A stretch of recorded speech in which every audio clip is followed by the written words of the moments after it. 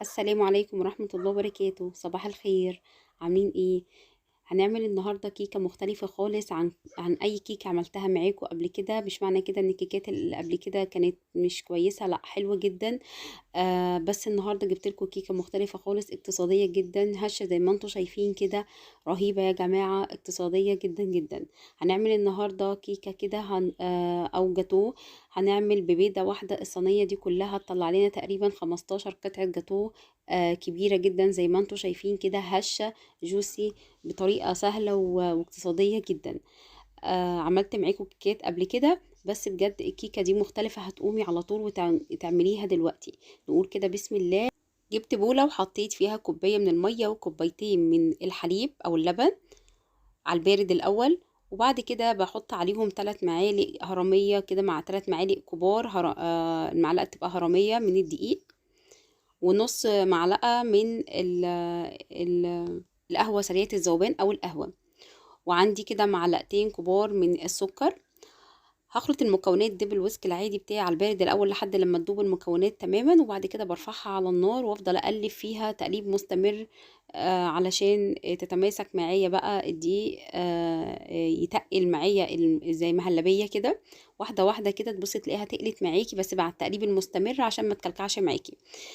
طلعت معايا بالشكل ده، ببتدي بقى احطها في بوله او طبق، بحيث ان هي لما تبرد تماما احطها اغطيها واحطها في التلاجة. بعد كده بقى بحضر الكيكه بتاعتي. بجيب بوله واحط فيها بيضه بدرجه حراره المطبخ، واحط عليهم كوبايه الا ربع من اللبن، كوبايه الا ربع من السكر، كوبايه الا ربع من الزيت. هضرب المكونات دي كلها بالويسك او المضرب الكهربائي او الخلاط. بعد كده بقى بجيب المكونات الجافة، بحط 3 معالق كبار من الكاكاو الخام الغير محلى، كوباية وربع من الدقيق، نص معلقة صغيرة من البيكنج باودر، ونص معلقة صغيرة من البيكنج صودا. هنخل المكونات الجافة كلها فوق المواد السائلة كده، وبعد كده هضرب واحط عليهم كمان معلقة كبيرة من الخل، واضرب المكونات دي كلها بالويسك او بالمضرب الكهربائي او برضو الخلاط اللي موجود عندك اعمليه. ممكن كمان تضربي بالهاند بلندر.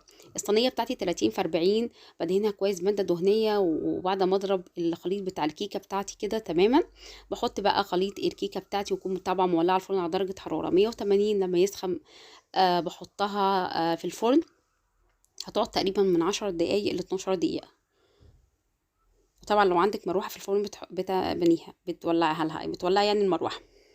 طبعا بعمل بالخله كده عشان لو في اي هواء بيخرج من الكيكه. الخليط بتاعي برد تماما وكان في التلاجة. طلعته كده عشان اضربه بقى من الكريمه بتاعتي. احط عليهم 3 معالق كبار من بودره الكريم شانتيه. هضربهم برضو بالمضرب الكهربائي. لازم المحاره دي بقى بالمضرب الكهربائي. لو ما عندكيش بتضربي بالويسك، بس هيقعد معاكي فتره اكبر لحد لما يوصل. هتلاقي لونها كده فتح معاكي. بتحطيها بقى في التلاجة لحد لما الكيكة تطلع وتبرد. واما تبرد الكيكة طلعت معايا بالشكل ده، ارتفاعها حلو جدا بالنسبة ان هي محطوط فيها بيضاية واحدة.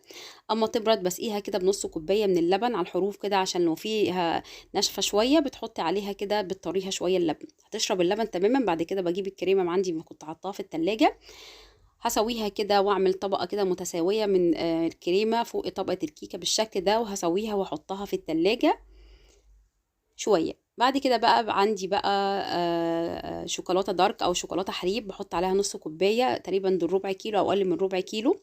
احط عليهم نص كوباية لبن ومعلقتين كبار من الزيت، واحطها على حمام مية او بحطها في الميكروويف لحد لما تسيح وتبرد تماما. ما احطهاش سخنة، احطها لما تبرد تماما، واحطها بقى على الكيكة بتاعتي الطبقة الاخيرة بالشكل ده.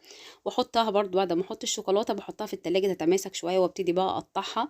هتطلع معايا تقريبا في الصينية 30 في 40 هتطلع معاكي 15 حتة جاتو، يعني كويسة جدا حتة الجاتو. يعني هتكفي نفر يعني. حتة الجاتو حلوة جدا.